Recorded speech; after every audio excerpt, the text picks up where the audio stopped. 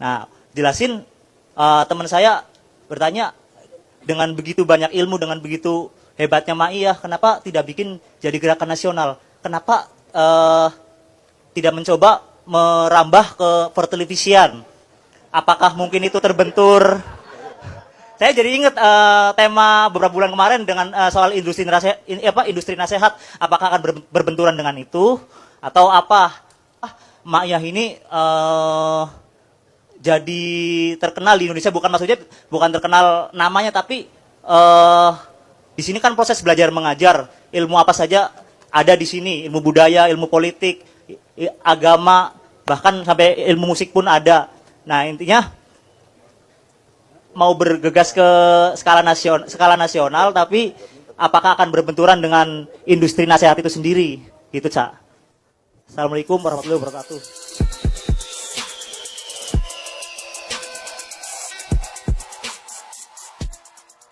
Terima kasih. Mas belum sebut Mas dari mana, namanya terus dari mana. Syukur bisa menggambarkan identitasnya. Saya Ahmad Fihir dari Bekasi. Aslinya saya Jawa Tengah, Bumiayu. Ya kalau soal aslinya kita tidak perlu tanya karena jelas jelas logatnya. Iya. Ya. Oke. Sekolah apa kuliah apa sudah kerja Mas? Kerja nggak kuliah? Oh, nggak pernah kuliah? Nggak pernah. Nah, jadi saya bahagia betul ya kalau ketemu teman-teman macam begini nih. Jadi di Indonesia itu sebenarnya parameternya bukan Anda kuliah apa tidak, Anda sarjana atau bukan, dan seterusnya ya. Parameternya itu kesungguhan Anda terhadap kehidupan, kan begitu. Dan Anda itu begitu dihidayai Allah untuk menikmati pengetahuan, menikmati logika baru, menikmati cara berpikir baru, dan itu kaum intelektual belum tentu seperti Anda. Nah, jadi kalau ya tepuk tangan.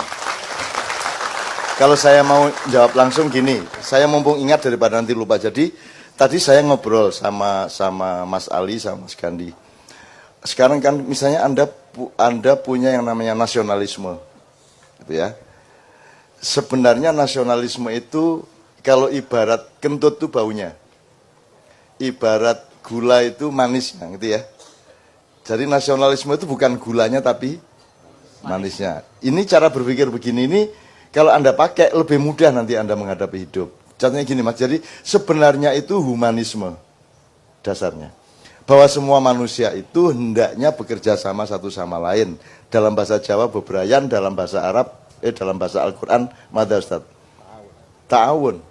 Jadi pokoknya manusia dengan manusia sama Allah dikhalifahkan, disuruh jadi khalifah, sehingga dia menciptakan kerjasama, manajemen, pengaturan, kode etik dan seterusnya, ya. Terserah manusianya berapa, tapi pokoknya sedunia ini manusia diletakkan Allah untuk ta'awun, gitu ya. Wa ta'awanu alal birri wa taqwa itu, oke. Cuman karena nggak bisa satu dunia ini semuanya menjadi satu, maka ada kebagi-bagi. Nah, caranya bagi-bagi itu dulu kerajaan-kerajaan, sebelumnya itu apa, suku-suku, komunitas-komunitas, kemudian lahirlah negara-negara. Negara-negara ini sebenarnya yang dulu ada konsep nation state, kemudian ada negara itu supaya ada pengorganisasian kesejahteraan. Jadi ada yang melindungi orang yang termasuk di dalam penduduknya, gitu ya. Nah, kemudian begitu masuk pasar bebas, negara menjadi agak mulai batal. Loh, gunane nek anjane ono pasar bebas ya jadi negara. Ayo wis saduk-sadukan bareng kene. Gitu ya. Misalnya gitu ya Mas ya. Oke. Jadi kita itu selalu ditipu daya terus-menerus. Itu ya di bidang konstitusi politik, di bidang tata negara, di bidang kesehatan. Kita 30 tahun setia kepada 4 sehat 5 sempurna, ternyata batal sekarang. Lewis kadung tuwek, wis kadung loro ya, dan ternyata batal kan gitu. Dan itu di banyak bidang.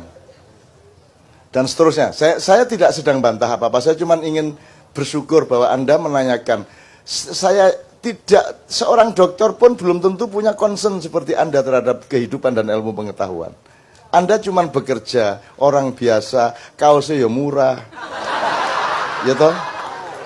Jajal masuk kaos ngono larang ya ngono iki musika. Ya toh? Ya. Tapi Anda Itu menjadi tidak penting karena yang substansial pada Anda adalah atensi Anda, kesungguhan Anda, komitmen Anda, takwa horizontal.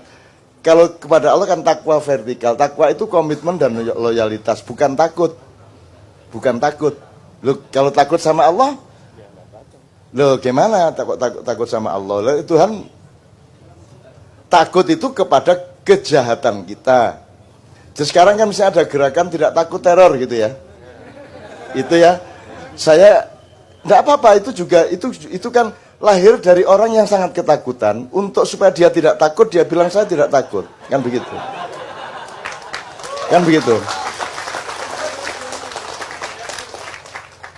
Lu bagaimana tidak takut teror? Anak kepreset saja takut kita. Betul nggak? Lu anak gonceng dek mburi iki lho, iki wedi dicancang nganggo. Ya ta, Mas? Itu aja takut kita. Lah kok teror kita enggak takut? Lu itu kan nantang teroris toh. Wis temen ya gak wedi kan ya. Ya. Gimana maksudnya itu? Loh, dan orang yang berani dia tidak butuh bilang bahwa dia tidak takut. Kalau pemberani itu dia tidak sadar bahwa dia pemberani. Orang yang bilang saya tidak takut adalah orang yang ketakutan terus ngede-ngedein hatinya sendiri kan gitu. Kan gitu kira-kira. Oke. Kemudian kalau kita tarik ke bawah dikit ya, Dek. Emang takut itu salah? Emang takut itu hina? Takut kan baik. Untuk hal yang kita memang harus takut. Misalnya kita takut berzina, kita takut berjudi. Bukan hanya baik tapi wajib. Takut telat sholat, gitu kan? Takut anak kita nggak bisa bayarin sekolah kan? Masuk kendel aku. Terus kita ke sekolah, saya nggak bisa bayar, mau apa? Iya memang sudah biaya gitu. Lu kok gitu ngomongnya, saya kan pemberani. Lagi pikir aja. Nang dokter gak bayar karena berani. Lu kok bayar model Marquesot? Bapak belum bayar apa? Lu bapak kan berobat. Lah iya berobat. Lu harus bayar. Lu bayar tuh kan harus pakai duit. Lah iya masa pakai apa? Lah saya kan enggak punya duit kok suruh bayar. Sama enggak teliti dulu sih. Orang yang suruh bayar itu pastikan dia punya duit. Kalau dia tidak punya duit jangan disuruh bayar. Sampai tuh enggak meneliti soalnya. Malah dimarahin itu dokternya. Model Marquesot.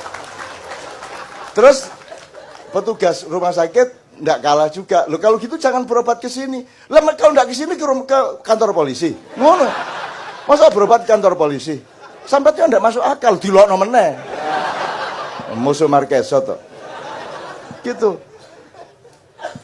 Jadi gimana maksudnya tidak takut itu? Takut itu kan baik untuk hal yang kita wajib takut, baik takut itu, mulia takut itu. Masa gak wedi ibumu diperkosa wong? Masa gak wedi anakmu diculik orang? Masa pemberani saya tidak takut penculik? Loh, masa ngomong gitu? Maksudnya gimana itu? Takut itu ndak apa-apa pada tempatnya. Bahkan lebih baik takut daripada berani. Berani itu outputnya banyak sombongnya. Kalau takut itu rendah hati gitu loh. Kan gitu. Jadi untuk apa kalau berani terus hebat? Maksudnya kamu berani itu apa? Contohnya Anda berani dalam hidup itu apa contohnya? Bahwa kamu itu berani. Contohnya apa dalam hidup sehari-hari? Lah, datang ke sini kok pakai keberanian? Ya pakai motor apa angkot apa Gojek? Hubungannya apa sama keberanian?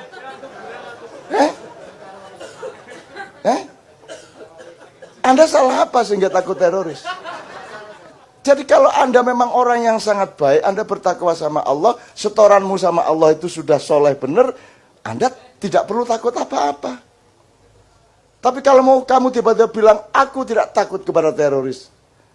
Saya sudah ngomong sama sejumlah teroris. Dan saya selidiki. Arek-arek gak wedi loh. Ya cak entenono cak dilungkas. Ini nanti ada yang sebentar lagi lebih besar ini. Entenono. Itu akhirnya. Dan saya nilai dia. Ada orang di dunia ini ingin rela membunuh dirinya untuk alasan yang tidak jelas. Ada. Taruh bom di sini terus diledakkan. Ada nggak orang yang mau seperti itu?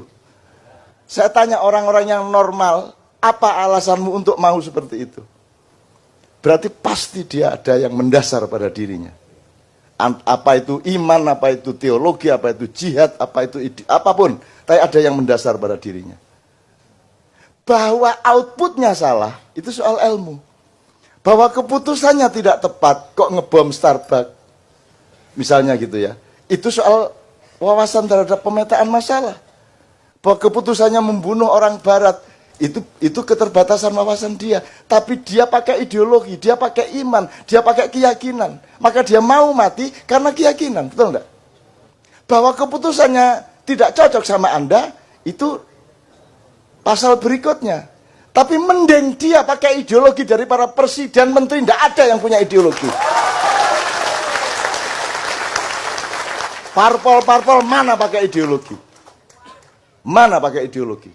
Kalau memang ada KIH sama KMP, ya sampai bawah KIH KMP.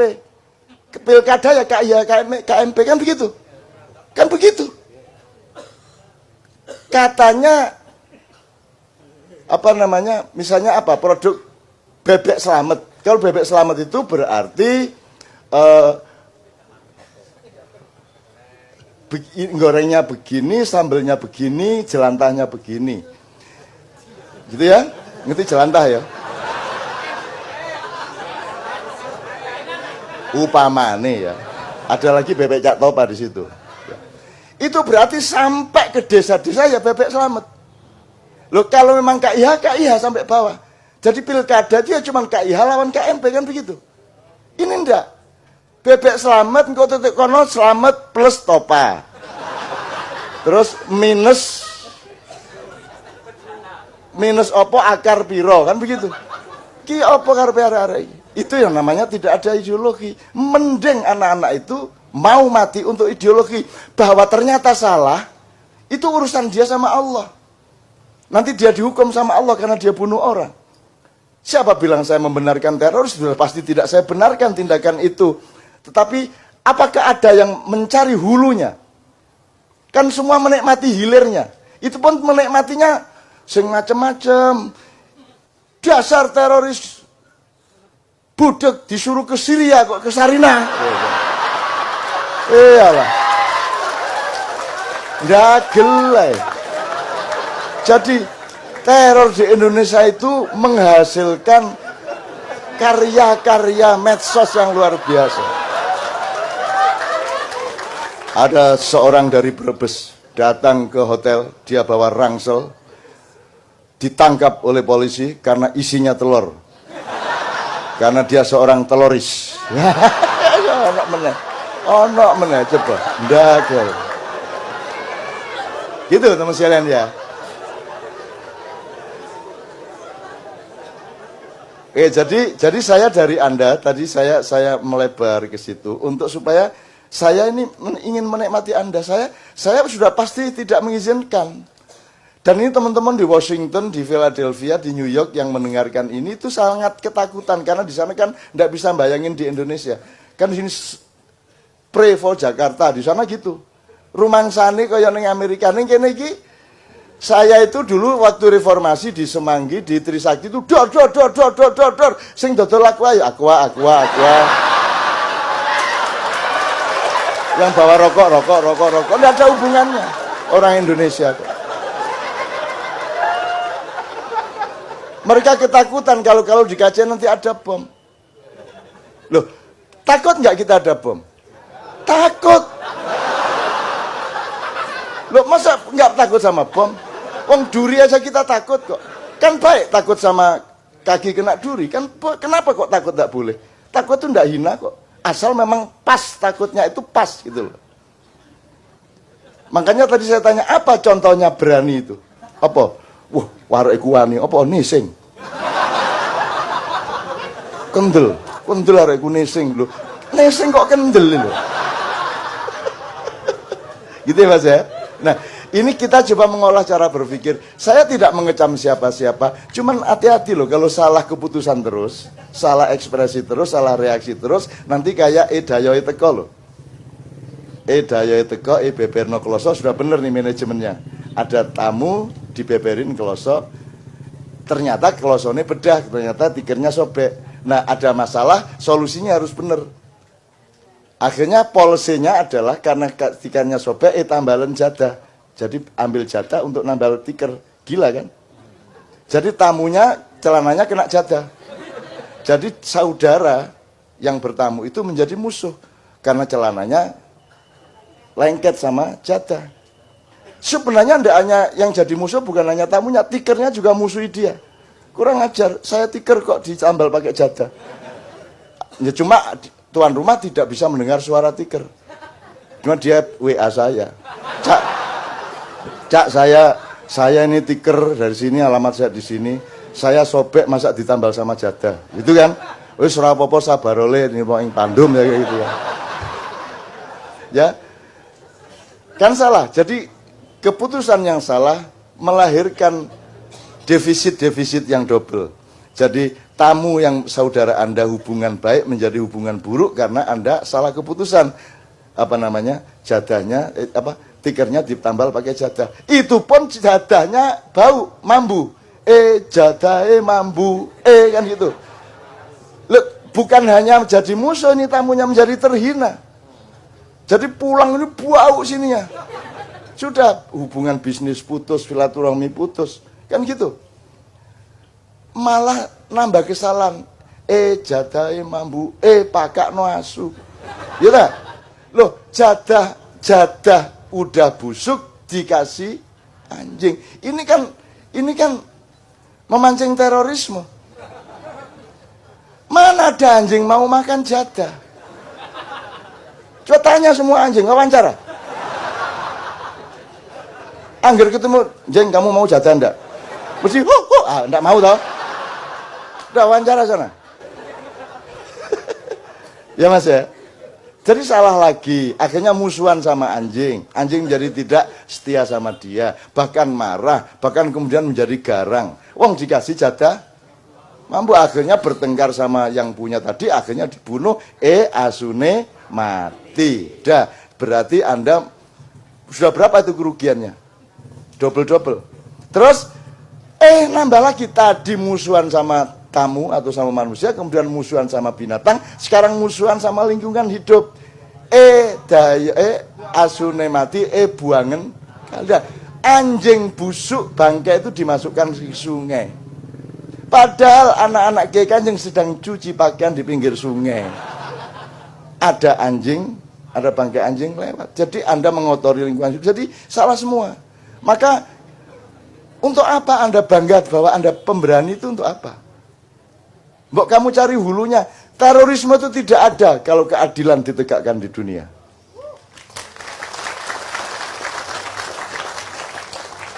Mereka orang yang serius. Mereka tidak hanya berani lempar bom kata-kata lewat medsos. Mereka berani ngebom beneran. Saya tidak mengatakan itu benar. Tapi mereka pemberani. Yang pengecut ganti status. Kan gitu.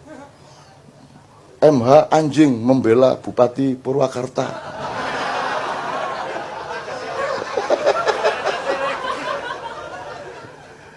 Lah kok baru tahu kalau saya anjing? Sudah dari dulu gimana ya? Betapa nikmatnya saya kalau saya oleh Allah diperlakukan sebagai anjing, saya nikmat luar biasa karena anjing tidak dihukum oleh Allah, anjing tidak dimasukkan ke neraka. Dan anjing tidak dihisap oleh Allah. Enak banget. Jadi mari cita-cita kita bersama menjadi enak ya mas ya hidup ya mas ya, enak ya, iya, gitu iya. dong hidup tuh begitu. Jadi Anda juga jangan gampang marah, ya gimana memang nggak ngerti kan gitu kan, itu. Oke, sebentar tadi saya cerita sebentar. Dayoe teko sudah ya, terus tadi yang Anda tanyakan tadi kan. Dah itu saya nggak akan mengecam Indonesia, saya nggak akan mengecam televisi, tapi juga Anda itu masih semesterannya agak maju sedikit, maksud saya disuruh mbok di menasional gitu kan. Nah, maka saya cerita mengenai nasionalisme. Nah, humanisme ini karena manusia dibagi-bagi akhirnya humanisme itu dalam sebuah negara disebut nasionalisme. Nah, sekarang gini, kalau nasionalisme Brunei kan simpel. Mesak kecamatan. Jadi ndak ruwet toh, minyaknya banyak ya toh. Rakyat nggak perlu kerja dapat duit gitu kan. Nah, tapi kalau nasionalisme Indonesia kan dari Sabang di sebelah timur sampai Merauke sebelah barat toh. Siapa yang balik? Saya dengar sendiri kok. Kan Anda pecah kepalamu kalau memikirkan nasionalisme Indonesia, bener enggak? Anda sedih, ada asap, Anda sedih, betul enggak? Sekarang ada bom, Anda gede-gedein hati padahal sedih di dalam dirinya, betul enggak? Takut di dalam dirinya, gitu loh. Terus ada macam-macam, banyak masalah ya di Indonesia, terus Anda harus menyangga itu. Nah, yang dilakukan Ma'iyah adalah Anda jangan menyangga seluruh hal di Indonesia. Yang disebut nasionalismemu adalah apa yang mampu kamu jangkau. Kalau yang kamu jangkau itu cuma kamu sama anak istrimu, ya sudah itu nasionalisme. Yang penting kamu menjadi manusia sebaik-baiknya dalam skala kecil nasionalisme hidupmu itu. Kalau gitu, cukup begitu. Kalau kamu bisa RT, ada teman-teman satu jaringan, alah seminggu sekali ngumpul 25 orang, 30 orang, ya sudah itu nasionalismemu. Yang penting di situ kamu jalankan kemanusiaan, kekhalifahan sebaik-baiknya. Kamu jangan diganggu oleh bahwa Anda harus mikirin, waduh kalau di Aceh itu ngelundah semua gue. Mikirin Perda Aceh. Coba gimana coba? Mikirin Perda Aceh, ngeluh tau gue. Jadi ngapain kamu mikirin semuanya? Temukan skala nasionalismemu masing-masing. Kalau bisanya cuma keluarga, ya keluarga. Kan gitu. Kalau bisanya agak jaringan lebih luas, lebih luas. Itulah nasionalisme. Jadi nasionalisme tidak harus NKRI. Jadi kalau yang kecil-kecil ini semuanya iya kan NKRI juga beres toh. Kalau semua orang harus memikirkan NKRI, lah gunanya apa kini bayar pemerintah? Kini wis bayar pajak larang. Gitu loh. Kok kita disuruh mikirin? Enggak, kita tentu saja memikirkan sebatas kita punya energi dan kekuatan hati untuk memikirkan. Tapi kalau pas kita enggak punya, ya enggak apa-apa. Yang penting anak istrimu dan kiri kananmu. Kan begitu. Itulah nasionalisme. Tidak harus NKRI. Itu yang saya maksud. Nah, jadi Anda tadi enggak usah terus, Cak Nun kok, Ma'iyah kok tidak menasional. Lagi nasional temen lagi. Ya ini nasionalismenya. Ya ini nasionalisme kita ya cuman segini ini. Bener gak Mas? Ya cuman segini, enggak apa-apa. Cuman jangan lupa, jangan dipikir cuman segini loh. Jangan dipikir cuman segini loh. Kan tadi saya sudah tanya, pesantren itu yang bagaimana sih? Yang penting ada transfer ilmu, apakah harus ada gedungnya dan jumlah santrinya? Sekarang kalau Anda melihat spreadingnya Ma'iyah di seluruh dunia, sebenarnya gede mana, pengaruh nilai Ma'iyah, luas mana? Kan ada lapisan JM kumpul setiap bulan, ada yang di pinggir-pinggir sekali-sekali data, tapi cukup kalimat-kalimat tertentu dipakai dalam hidupnya dan membuat dia lebih tenang, lebih pemberani, kan gitu.